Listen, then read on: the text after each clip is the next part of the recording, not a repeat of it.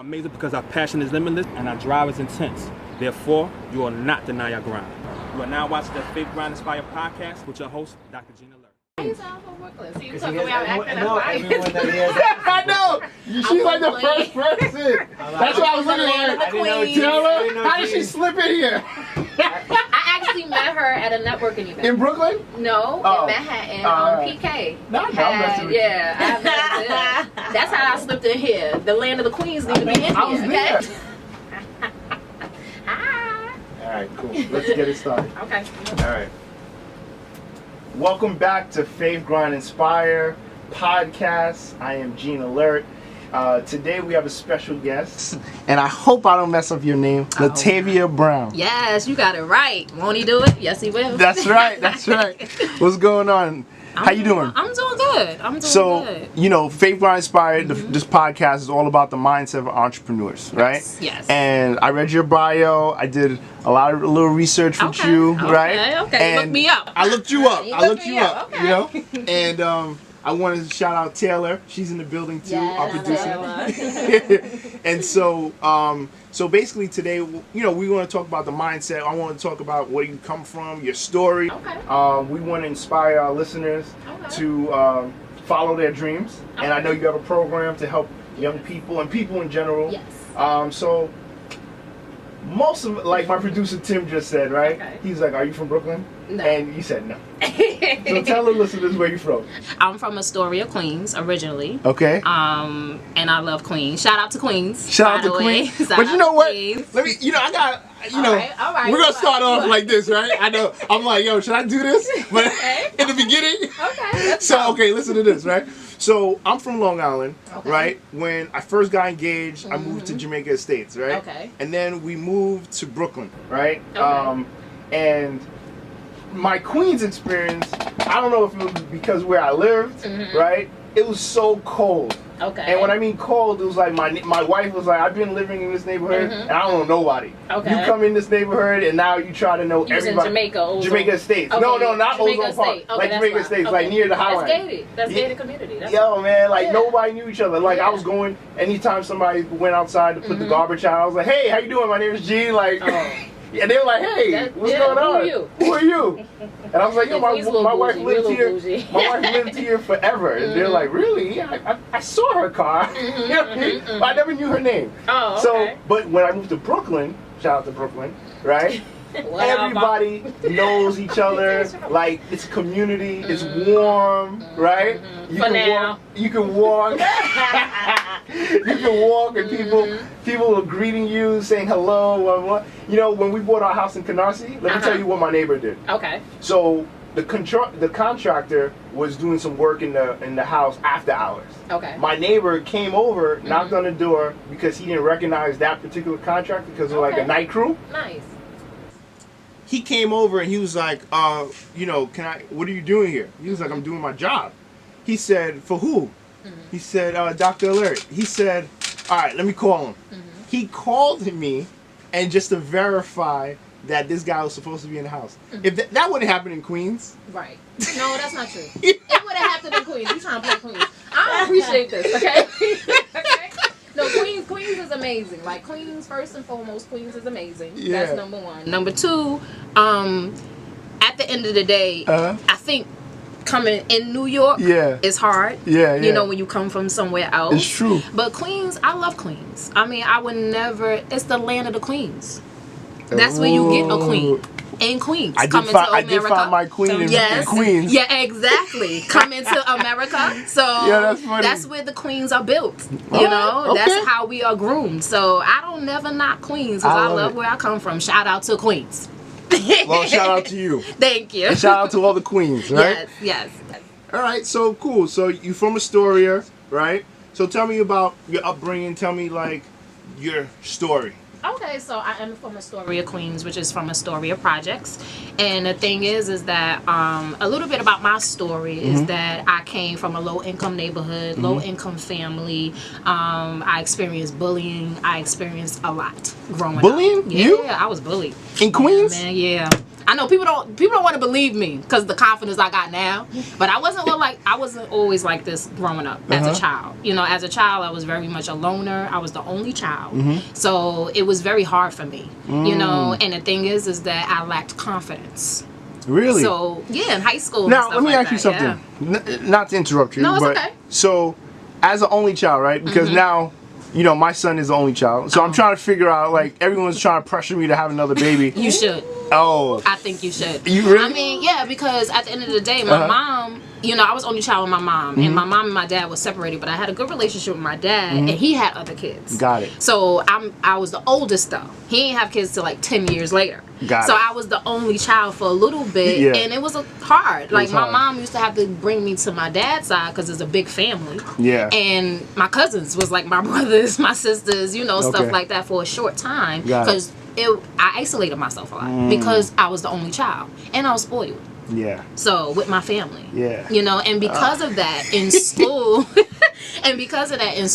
I had to kind of find myself, find my own identity. So I used to follow a lot instead of be a leader because I was the only child, I was a loner, so I fed off of people. Got it. Okay.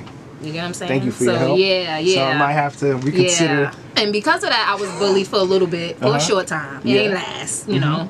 Coming from the hood, you know, my mother wasn't trying to play that. No, you better handle that, you know. Somebody push you push it back. Exactly. Yeah. So, you know, I experienced that growing up, and, you know, it was a life learning experience, I can say. You know, it taught me a lot.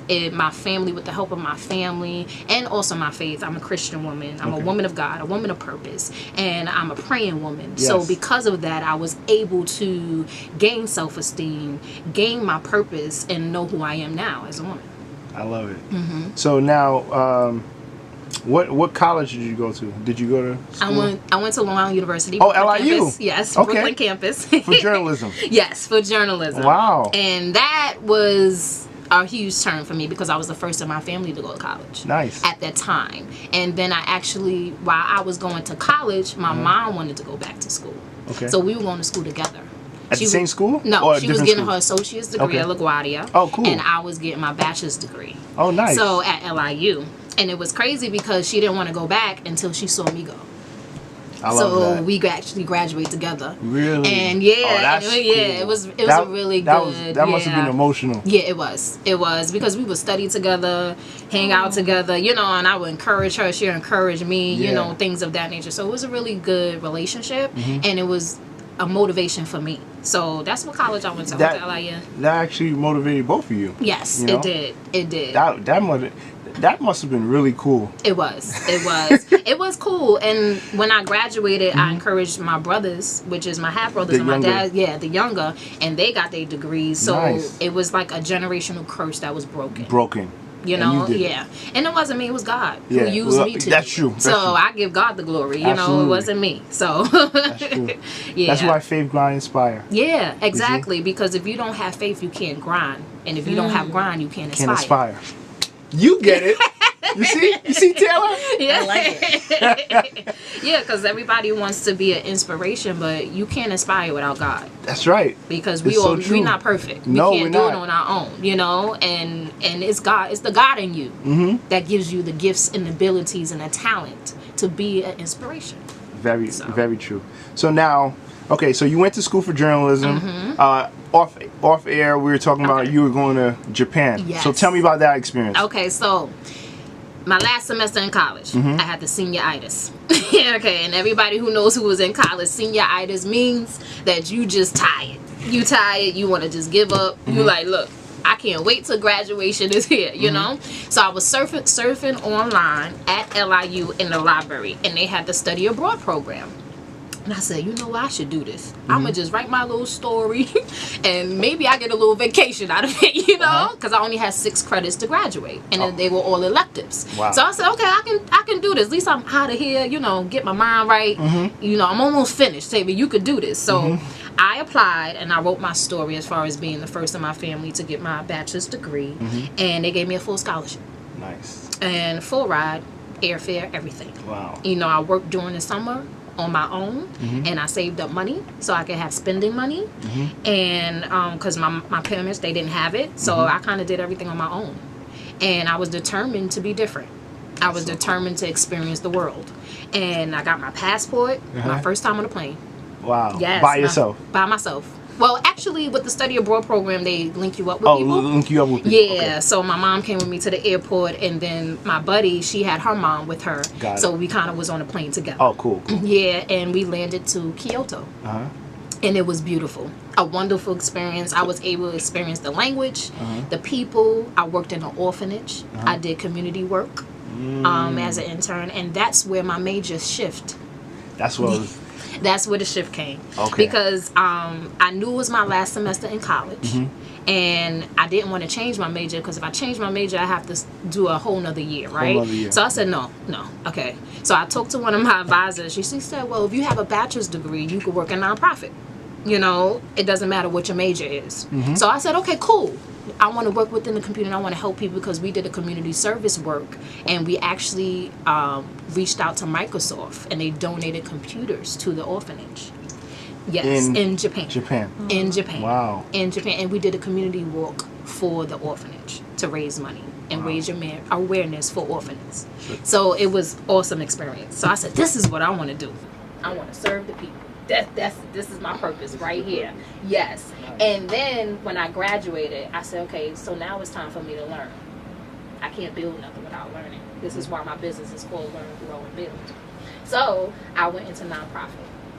And that's how I learned nonprofit. I learned the business. And then I went into the schools. I became a career counselor. And then from there, started my business. So. Wait. Yeah, I went to a lot. Yeah. So, how did you? So you graduated. Then, how did you get into the school system? So because a lot of times when people graduate school, like, how long did it take you to get a job? It took me 6 months. 6 months, okay. Okay, and it's not for everybody. That was favor from God. Okay, that was favor, because Sally Mae calls you 6 months later too. So I was like, you got the call just in time. I'm a go-getter, and I learned that from my mom. She's a very strong woman. When's your birthday? April 15th. Okay. So I learned that from my mother. So yeah, Aries? I'm an Aries. Yeah, I'm fire. Yeah. So I learned that from my mother. She's a very strong woman. She always taught me how to be a go-getter. Don't take no for an answer. So when I was in Japan, I always thought ahead. I would apply for jobs while I was in Japan. From New York. Go online. I posted my resume. I had one of the counselors there look at my resume, because I knew when I come back home I wasn't having a job, right? So when I came home, a temp agency contacted me, and they wanted to pay me $8 an hour at that time, and I said, no, I have a degree. I said, I'll take 10. I'll downsize, but I'm not doing a 9. It was like, okay, cool, we'll give you 10. I did so well with them, they gave me 13. And I would work every week. So while I was working for them, I would apply for jobs for nonprofits. And that's how I got hired for Goodwill Industries. Got it. As account representative. Now I applied for 2 jobs. I applied as a resume writer and account representative. Because I was in journalism, I could write well. And an account representative is something new. I wanted to try something new. And they hired me for both positions. So I was 23. Got a job as an account representative making $35,000 a year, which was awesome, because I'm 23, coming straight out of college. Yeah, so, living at home. Yes, living at home, no bills. No it bills. was great. It was good money at the time, and I learned a lot through that experience. So that's how I got into nonprofit. So and then from there, I stayed there, and in the nonprofit, it fluctuates a lot. Because of grants and funding. So you're going to be moving a lot in nonprofit within that field. So, and then I got into the school system. And I find out with my Now, how did you get into the school system? So I applied. Oh, you just applied? Okay, yeah, okay. So it wasn't like networking or nothing? No. See, my life is a little different. So everybody asks me, how do I do a lot of things? I always tell people God. How I connect with people, God. People don't understand that. They don't grasp that understand a little bit, because they don't understand everything that I do. They say, how do you get it? And I say, I don't do nothing different. I send an email, I put in my resume. It's all favor from God, and I thank God every day. So that's how I got into the schools. I just applied. I was working at one position, and I knew I wanted to transition, because I was working with people on parole. And it was a hard position. I was given, but it was a very hard position. I had to find them jobs. And if I didn't find them jobs, I would get fired. And I said, oh no, this is too much pressure. I was a job developer. So I had to develop a position, find them jobs, and it was really hard because they was on parole, and I used to have to fight the parole officers. It was a lot for them to be in those positions. You get what I'm saying? So I said, I want a new position. I like what I do, but I just want another atmosphere. So that's how I got into the schools. In CUNY. I worked for CUNY for over 4 years. Okay. All right. So that's my story. I like that. Like, so, okay. So now what made you start your own company, though? I always wanted my own business. Okay. My first business idea was when I was in college, and I said, I'm going to do my own magazine. That's why I went into journalism.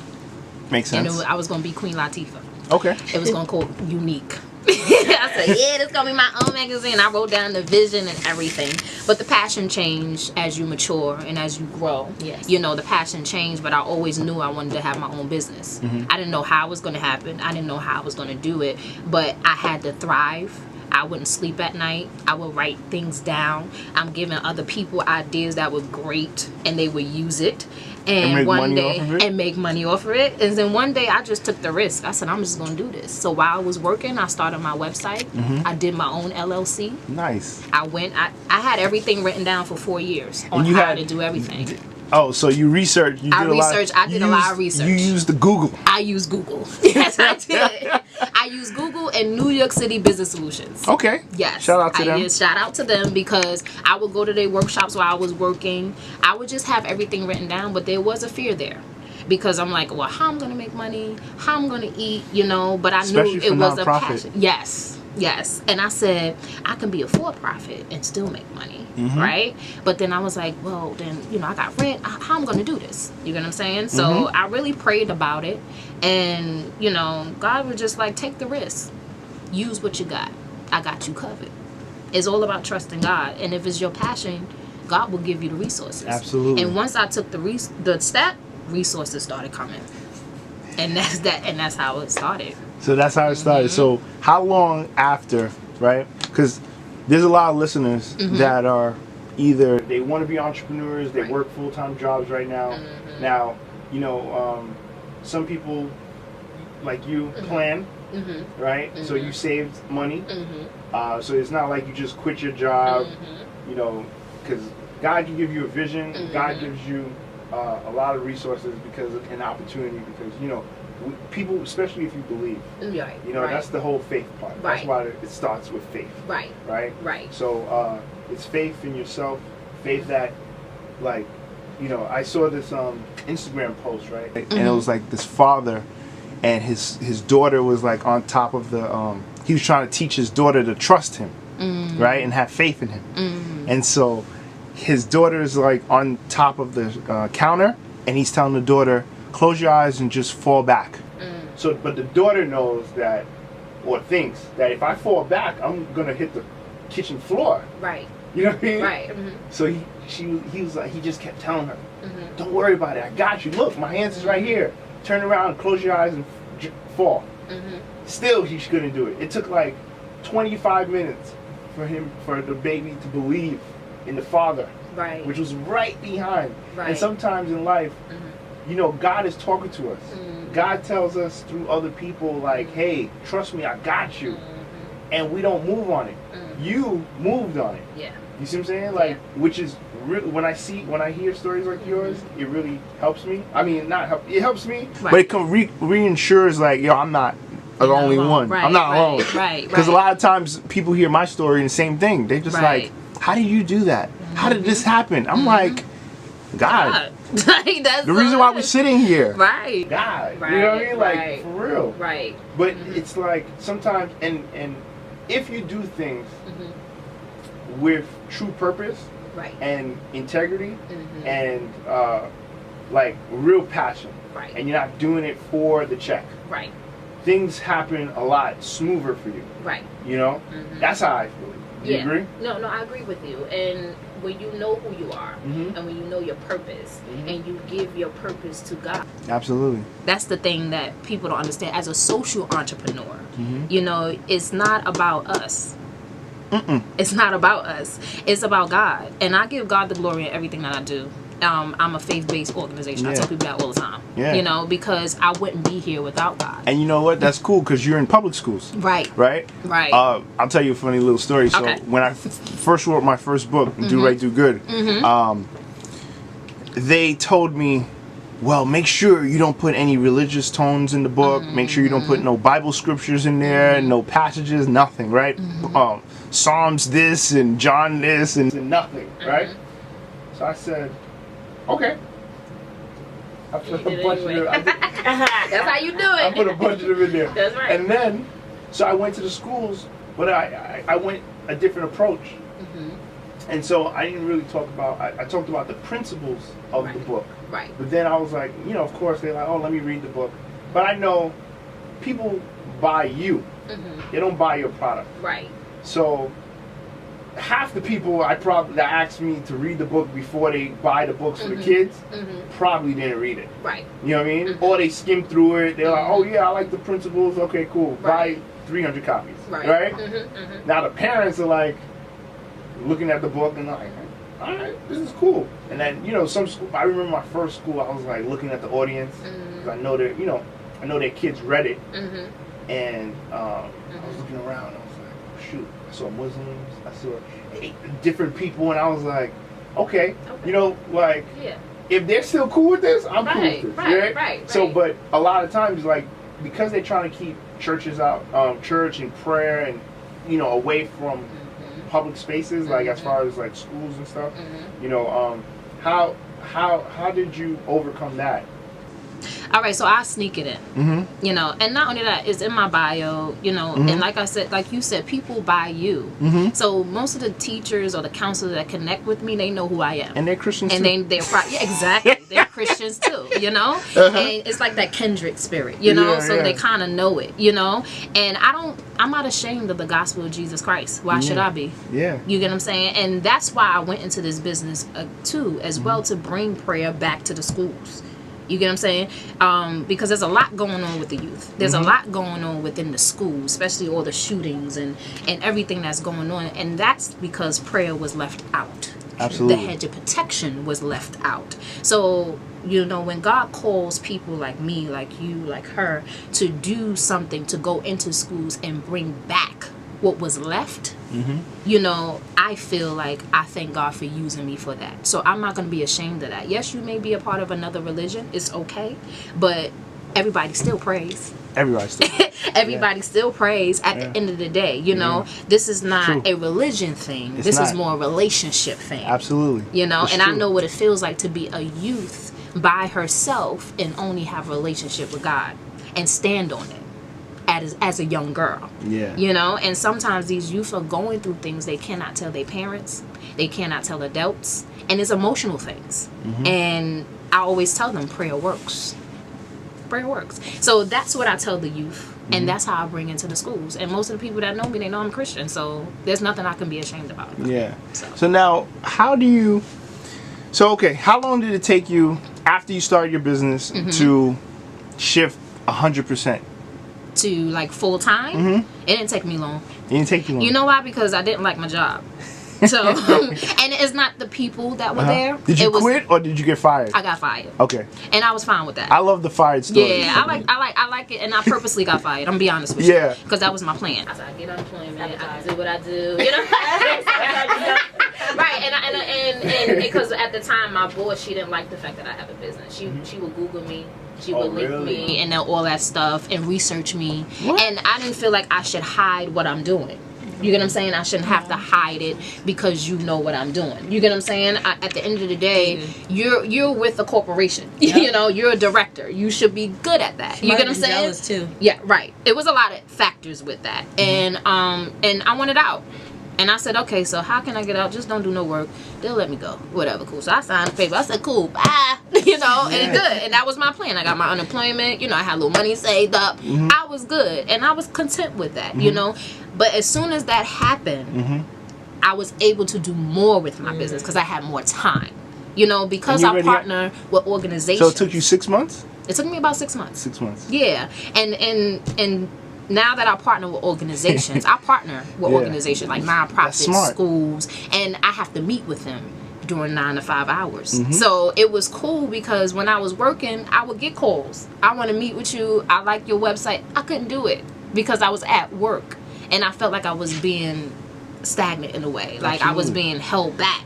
And I said, I got to go. Like, how can I go and still have my money? Like, so, that's what happened. So, what mindset did you have that first week? Or, because I know you like, I'm good, but like, there has to be some kind of fear, you know? It was, it was the fear of transition. Yeah, the fear of transition. Because I'm a woman of God, I don't really have fear. Yeah. Because I know God got me covered. Yeah. But it was a fear of something different, because I had to transition my whole life. I had to downsize my life, and thank God for the support of my family.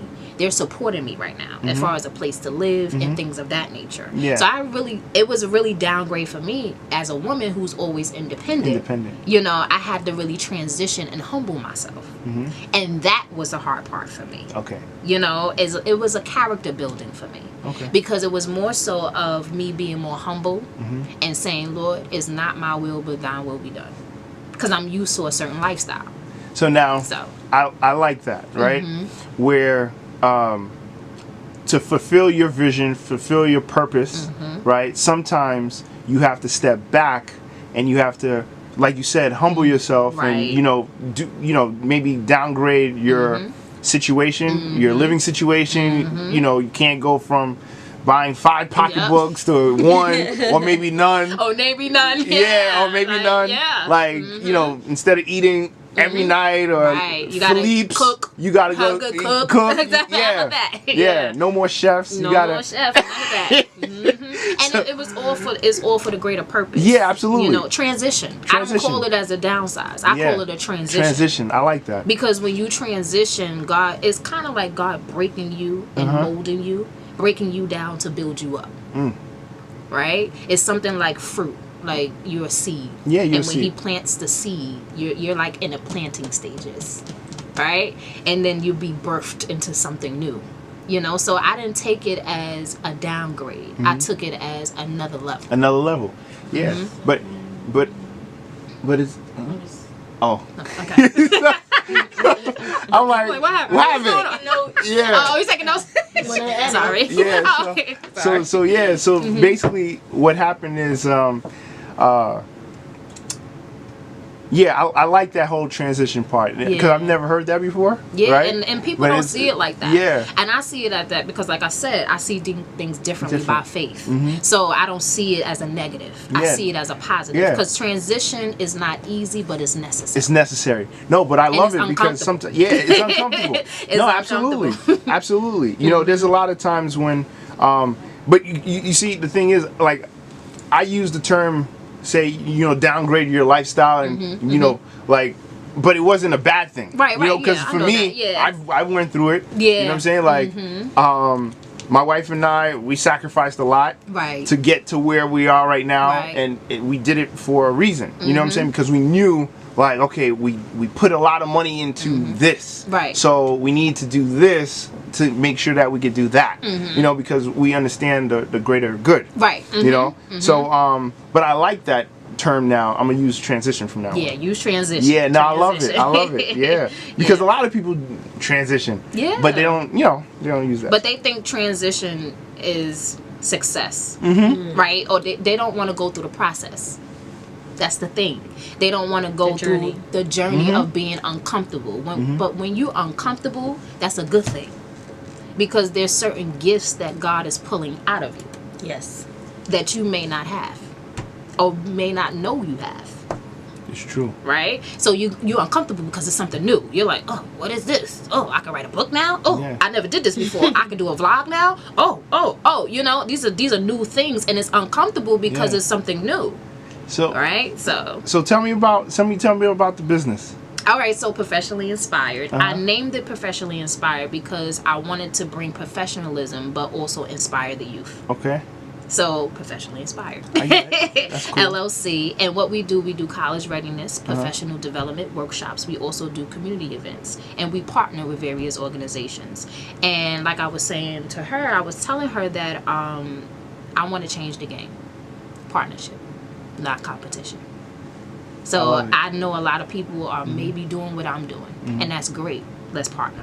That's partner. You know, and the key is partner with a lot of organizations. So I partner with LIU. I have partnered with Think Like a Boss. I have partnered with, now I'm partnered with New York City NYCHA. So it's a lot of things. Yeah. Good partners. Yeah. You know, my dad always told me, partner, you have to partner with the whales. Yeah. Yeah. Yeah. So you'll always be okay. Yeah, You know? yeah. So I'm just trying to change the whole dynamic of competition. Yes, in business you learn that. You have to learn about your competitors, right? And that's in business, but I'm a social entrepreneur. So social entrepreneurship is a little different because you're more for community. And if you're for community, you should partner. You should partner. And partnership brings growth. Not just with your gifts, but also money. Absolutely. We both can make money together. Why not? Why not? While we serving the greater good. Right. So that's what we do. So on our website we have partner with us, and we bring those services. We do motivational. I add my motivational speaking into the services as well. So they can sign up for motivational speaking. They can sign up for a professional development workshop or a college readiness workshop. And if you want, if you're a nonprofit, we can do a fundraising event for you. Okay. So nice. And so during this time, right? What challenges did you face? A lot. During this time of transition. Time of transition. During this time of transition. You know, and this is a podcast, so I want you to, you know, because I'm trying to help the people. You know what I mean? So I want you to be, you know, if you listen to the show, they know I'm very transparent, right? And I'm transparent because here's why I even started the show. I started it because, especially now, everyone thinks entrepreneurship is so easy, right? And it's not. It's not. It's not, right? But on social media, when you're looking, you know, when you're looking at social media and you're seeing your friends start businesses, and you know they're taking pictures in front of like 50 Cent's car or whoever, you know, seeing 50 Cent in the street. Let me take a picture. I met him today. We're doing big things. We doing big things. You just took a picture with him. Stop. Stay tuned. Right? Have a seat. He don't know you. Hashtag stay tuned. Right? Stay tuned. Don't know you. You know. So, but you know, whatever. But the thing about it is, now to me, I don't get impressed by that stuff. Right. But the thing about it is, a lot of people that because even growing up. Before Instagram, before Facebook, there was still people, you still did it, but it wasn't like in your face. It might have been a phone call. Or it might have been like in a group chat or something. And, or it might have been a holiday party. You just ran into someone and they were like, oh yeah, I'm doing big things. And you're like, really? Oh, okay. Where's your website? Yeah, exactly. Where's your website? That's the first thing you ask. Where's your website? And if you didn't have a website, that was the first thing to expose. But now, it's everything. It's now you can create a website for free. You could go to a car dealership. You can rent a car. You can go into a house. Have the illusion. You can have the illusion. The illusion looks super easy now, right? You can have the mask. You can have the mask, and to really hide that you're, you know, the struggle. You hide behind the likes. Right. And hiding behind the likes is very dangerous. So I wanted to create this platform so that I could have other entrepreneurs come on and not only tell the story, because everyone sees the end, or even not even the end, because it's never the end until you die and, you know, transition, right? And so, but the end where you might have hit a success point. You know what I mean? Like when my wife and I, we opened up Brooklyn Swirl, that was like a success point. So people look at that, but they don't look at the struggle and what the sacrifices she did, and I went through. Like, they don't see it. Even right now, they see, oh my God, he has a show, he's doing this, right? But they don't see it. A lot of people don't post their losses. You know what I mean? Like last week, let me tell you, 2 weeks ago, I think, I posted on social media, right? I was like, yo, I went to 2 schools, and one of the schools that I was in, they lost their budget. So I lost the deal, right? Very, very sad, right? But instead of me just posting on Instagram, yo, going to school, I got the deal. Getting the bag. I was like, yo, today was a fucking hard day. Sorry. I posted last week, but this week it didn't go through. It didn't go through. And I was like, it was hard. And then the other school, but you see, God is good, because the other school it was another opportunity. Actually doubled up. So I actually made up the money. Look at that. You see what I'm saying? So it was like, look at God. But I shared both experiences. Right. A lot of people don't. They only show their wins. Right. They don't show the losses. They don't show the losses. Yeah. You know what I'm saying? Like, before you get into NYCHA and before you get into partnerships with those type of people, like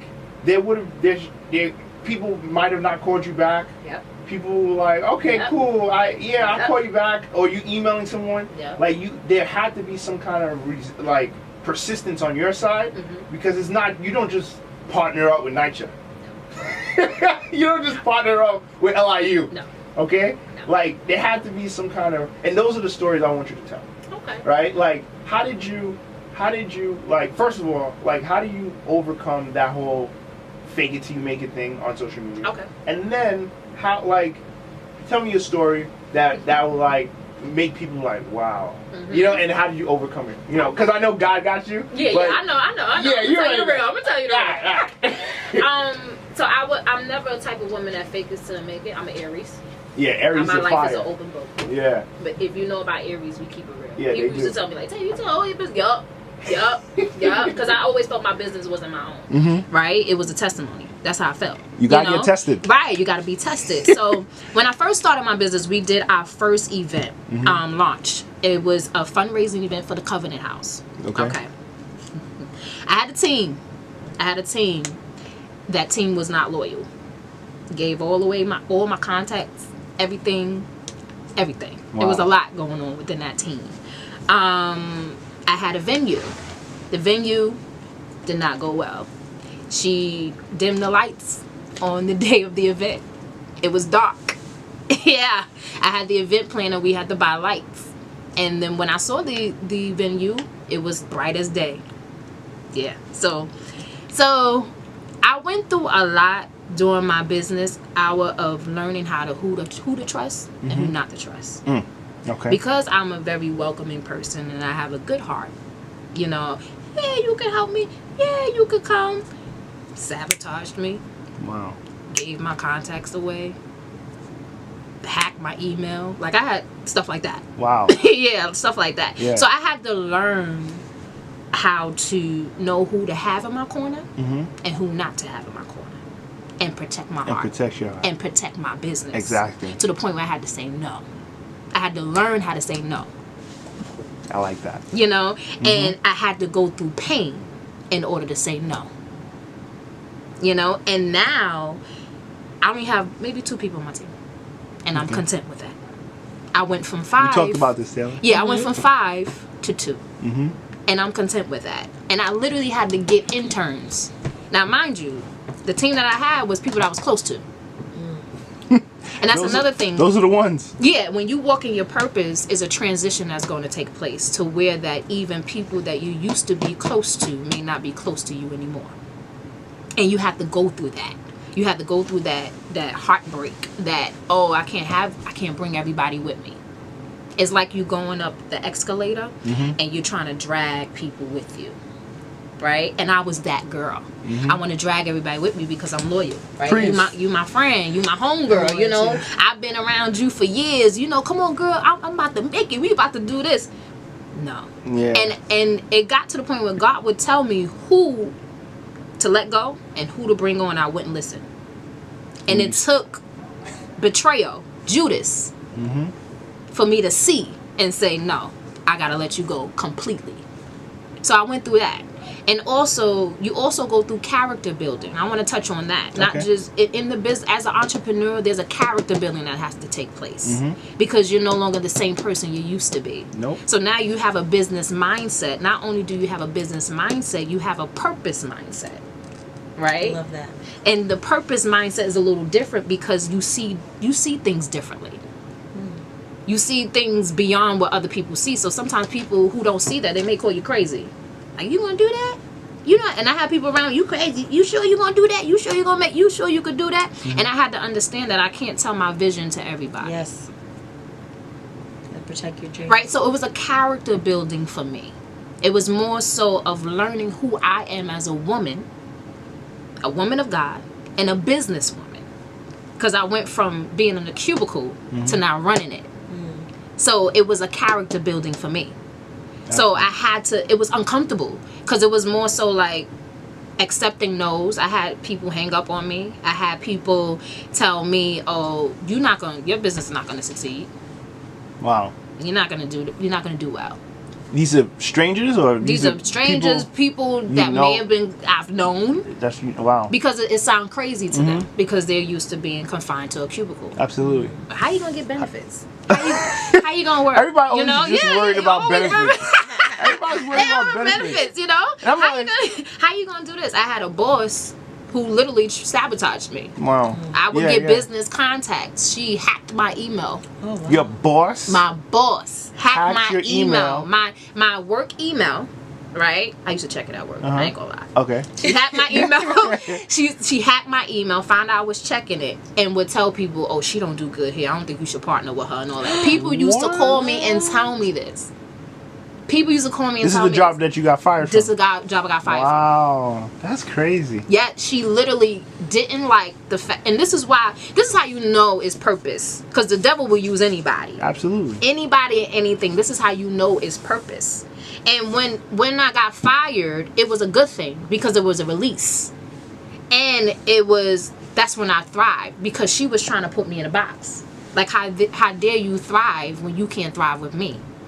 It's me. She literally told me, "You will not go nowhere without me." Wow. Yeah. But I knew it wasn't her. It was the devil. I was like, it's all right. You're going to be removed soon. It's okay. That's you know? crazy. But like I said, it was a building for me. I had to go through all of these things to really fulfill the purpose that God had for me. It was pain. You know? And as entrepreneurs, we don't talk about the character building. Yeah. We talk about the business side, the deals. That's good. But let's talk about the character building. Because you went from a cubicle to now entrepreneur. There had to been some character building taking place. You have to. You know? And God had to reconstruct me to where now I have a business mindset, to where I see clear now. Everybody can't come in my business. I can't partner with everybody. I have to see what you do. What criteria do you have now? I watch you. I look you up on social media. I do So hectic stuff. you're not partnering with the the fake it till you make it people. No, not fake it till you make it. Not fake it till. And I'll see whether you. I have sat with people on Instagram, the fake it till you make it, and because I know so much about the business side, a lot of the young people they brand so well, but their business is jacked up. Like they don't know what an LLC is. Yeah. They don't know what a corporation is. Incorporated. They don't know none of that. But you got like 10K followers. You charging people on Eventbrite, but you ain't no business. Yeah. And literally, I'm meeting with them and I'm counseling them on business. Yeah. And mind you, I only been in the business for a short time at that time. At that time, yeah. You get what I'm saying? But I knew, and I thank God for wisdom, because being a job developer and working with employers, I knew I had to get my paperwork in order. I just knew it. I wasn't going to be those type of people who had self-employed on their resume. you know, getting money off the books. You know, I was like, no, I'm gonna have a business name. I knew how to do it because I worked with employers like that. You get what I'm saying? So I had to go through that too, of meeting with people. People want to partner with me. I want to partner with you. You ain't got nothing. Like, what you doing? You ain't got nothing. And I started teaching them. And then another thing, I still couldn't let them get close to me, because then they started stealing ideas. Why are you stealing ideas when we partnering? There's no sense of doing that. We're together. Yeah. Why?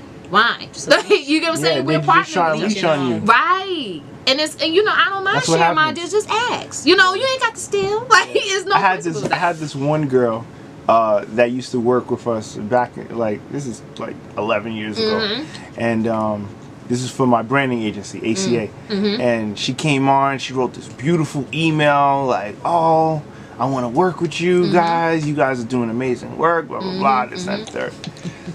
Brought her on, because I'm just like you as far as, like, I want to help people. I bring people up. I'm like, yo, give people opportunities. She came in, first thing she did, like, I brought her into meetings, brought her into, you know, at the time we were doing a lot of PR. So, plus the marketing. So we had a PR department, marketing, branding. And so she came on both sides. So we used to bring her to, like, interviews.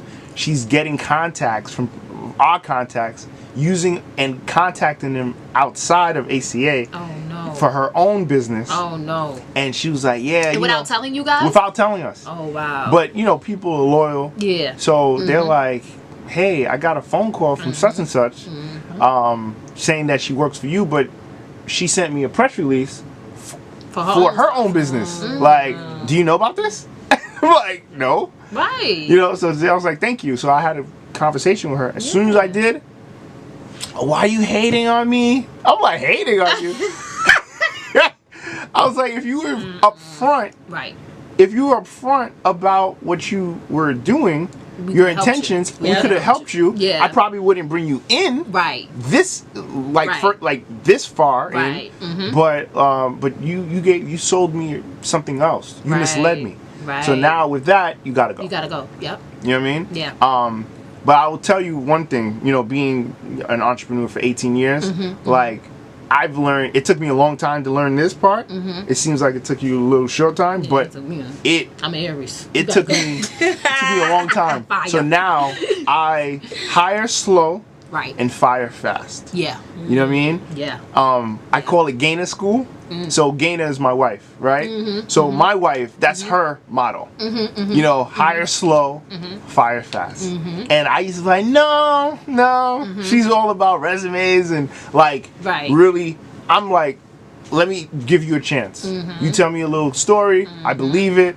Let's go. Let's work. Because I'm all about business. I want to just get it done. Right. You know what I mean? And so, I found that transition for me was a little tough. Yeah, you know? it was tough for me too. Yeah. You know, and I had to let go of people that, you know, I was friends with. Yeah. You know what I'm saying? Like really friends with. Yeah. You know? Like I said, the character building. Yeah. And as entrepreneurs, we don't talk about that. We No. talk about the business It's side, true. the nose. That's you're gonna get all of that. That's great. But let's talk about how it builds your character. Yeah. No, you know, you're right. That's entrepreneurship big. has taught me a lot. Just as a woman. You know, being a woman in business. Yeah. First of all, Yeah, I'm at the seat of the table with a lot of men. Yeah. You know, and I have to be aggressive. And I have people tell me you're too aggressive, but I have to be. When I want something, I have to get it. I have gotten no's because I'm a woman in business. How do you know that? I know that for a fact. Because I would get other people to call the same company and they would get it and they're men. Really? You get what I'm saying? So you use the... So I wouldn't take a no for an answer though. Uh-huh. Oh, you can't do this? Okay, so I'm coming to you. And then I talk to the higher up and it's a woman. And then she's, I didn't know. Oh, okay, cool. I didn't know. Cool. Yeah, Come in. come on in. You know, you get what I'm saying? The system So yeah, exactly. You know, so you know, it's a lot when you're a woman in business. One, and when you have a small team. You know, I have a small team, but I think big. Yes. So everything I do is big. You know, and so a lot of people think we're a corporation, and that's okay. I want you to, because I'm gonna get there. You know, I'm gonna get there. I'm gonna get to a corporation, but I do things in excellence. So everything I do is in excellence. So everything that's presented in my business is excellence. So when they call me, they think I have a departments and staff, and I tell them, no, we're very small. I'm honest. No, it's about 3 of us. You know, that's about it. Oh my God, your website is supposed to be. But we get it done. Yeah, and I get it done. Yep. Yeah, exactly. And I told them, I said, I get it done. I have recommendations. Like, we was in D.C. at Howard University. We did a college readiness event for a nonprofit organization that deals with orphans. So, you know, and everybody, how you end up at Howard? God. We wind up with the nonprofit. I didn't know we was going to have the event in Howard. That was last minute. How do you research the nonprofits that you want to partner with? So I have a virtual assistant who researches. She does the research, and then I'll do the next step as far as meeting with them. So you give her the scope, like who to go after? She knows who to go after based on our mission. Got it. So if anything that's with the youth, she partners with them. Nice. She calls them and says, we partner with the youth too. I see that you don't have services in this area. We have this service. So the thing is to add services that you may not have or that you may help in. I like what I'm saying? Yeah, so that's what we do. We say, oh, you looking for college? We see you looking for college volunteers to do college readiness. We do college readiness. Once you partner with us, we'll do ongoing services for you. That's dope. So what characteristics do you think like an entrepreneur in 2018 going to 2019, like what kind of mindset do you think they need to have? Work ethic. Work ethic. Okay. First and foremost is work ethic. As an entrepreneur, you got to understand that you're gonna have sleepless nights, and you're always on the go. 24 hours, 7 days a week. I'm always on the go to the point where I gotta shut down sometimes. Yes. You know, because like I called the nonprofit yesterday. Oh, we closed today's lecture. I was like, oh, I'm still working, you know, because my mind is like, I have to get this done. So I think the mindset is having good work ethic and never stop. Keep going, because if you stop, your business stop. Be persistent and consistent. Consistent. Be consistent. You know, being an entrepreneur. Also, don't be lazy. Don't be lazy, and don't take no for an answer. Follow up. Do your research. Don't give up because it didn't work out. Yeah. You know, when you're an entrepreneur, you always come up with new ideas. So if that didn't work out, it's okay. We're gonna try something else new, because I'm gonna get that company. That's how it's gonna go. You know, and don't get discouraged. You know, because the time that you might have called the person, you don't know, their cat might have died. Right. You know what I mean? And then, but if you call a week from now, their mind is right, because they're people. Right.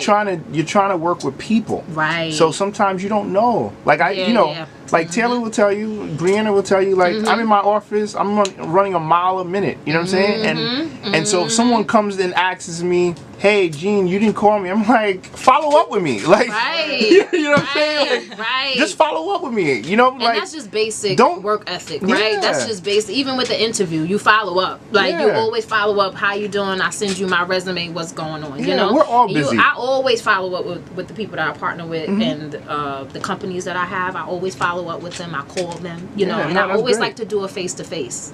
Let's meet. Let's talk. You know, I never do the phone too much. Yeah. And if you look at the website, I always say, let me know what day you're available for a conference call or a meeting. You know, and they let us know what days they're available, because I want you to see me. I want you to know what you're working with. Yeah. So I'm a human. Yeah, exactly. And I need you to feel my passion. Exactly. And I want you to be focused. No, I'm the same way.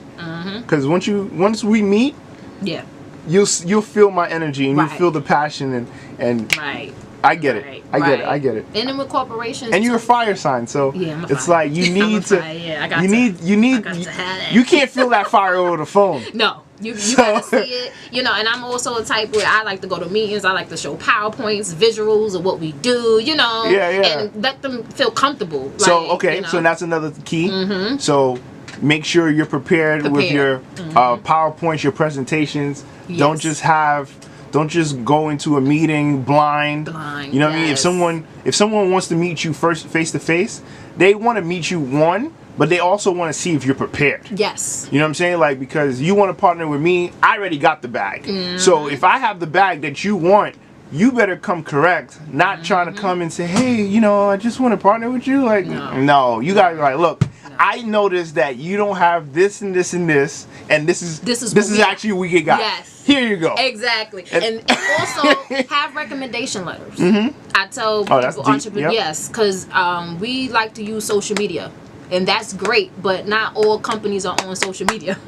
When you want to partner with big corporations and nonprofits, they're not on social media. No, they're not. They don't know about Instagram. They don't know about Facebook. So you can't be like, these are my receipts on Instagram. They'll be like, what's that? You get what I'm saying? Versus I get 10,000 likes. They're like, we don't care. We don't care. You know, we just now got Instagram. Does that equate to the $42 million of donations that we received? Exactly. We used to galas and fundraisers. We're not used to that, you know? So I always tell people, the entrepreneurs I connect on Instagram, I tell them, you know, have a recommendation letter. So every time we do a service, even if you can't pay us, we ask for a recommendation letter, because I think that goes a long way, you know, with the letterhead and everything. And when you partner with those organizations, you can show them, so they want to be able to trust you. You know, you coming in as an LLC. I don't have a building, so hey, this is what I got. Yeah. You know, I have, because we come to you. You get what I'm saying? Cool. I have a building where we receive mailing, but what makes me different? I come to you. I love it. You know, so I give you all my recommendation letters, my LLCs. Have your paperwork in order. Please. Have your paperwork in order. That's another key. Yep. We're big on Instagram, but the paperwork ain't in order. And people don't take you seriously. Facts. Okay, so have your paperwork in order, because you want to partner with companies. A lot of these people on Instagram, they want to partner with each other. So, and they want to take pictures. You're not making money. You're not making money. You're not making money. You want to take pictures with celebrities. You want to go to all these events. How are you making money? And you're based in networking is great, but you can't base your business on that. You can't. That's not business. You can't base it on that. You gotta kind of take everything. You know, take the networking, take the branding, take the Instagram, take the business part. You know, take everything and put it in one. Yeah. Don't just focus on one and say this gonna work. One day somebody gonna see me. I'm gonna be recognized. You know, that's lazy. To me, that's lazy because you're relying on YouTube or Instagram to be seen. But that's being lazy when you could do so much more. Absolutely. So do you have any last tips, anything that you wanted to share? For entrepreneurs, I want to say this: don't be fearful.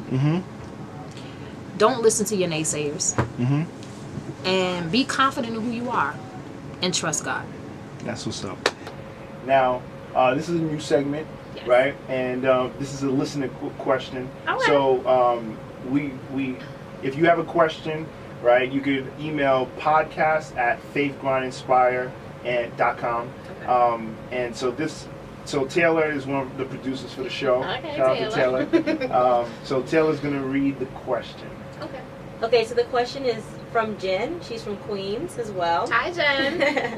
So the question is, as an entrepreneur, how do you continue to move forward through tough times and down times? All right. So everybody know what I'm gonna say. I know. You already know what I'm gonna say. So if you're not a religious person, well, I'm a woman of God, so I get through it through prayer. But if you're not a religious person, I would say have time for yourself. Whether it's meditation, journaling, take yourself out on a date. Spa without your significant other.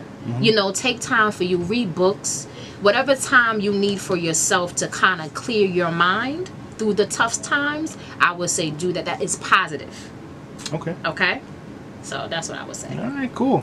Shout out to Jen. Thank you, Jen, for being the first question. Yes. Right, so all right, cool. Yes. So share with the audience your Instagram and your website and Okay, things that I do. Okay, great. Okay, so my Instagram is @LaTayvia B. The website is professionallyinspired.com, and I also just did a video vlog called Confessions. Oh, I like that. So it's something new that I'm doing, something that's uncomfortable, outside of the box. And what we do is I tell little minerals of my life. We did the first episode, which is called Embrace Your Difference. And I just talk about how I embraced my difference growing up. And I do a little motivational. And we also bring in other entrepreneurs and we talk about those topics. Okay. So just subscribe to that. Also, we do affirmation posters. I do affirmation posters for the youth, which I write affirmations. And you can buy them on my website, professionallyinspired.com. Nice. And you can also follow us on Facebook, professionallyinspired.com. And my personal Instagram is LaTayvia B. Nice.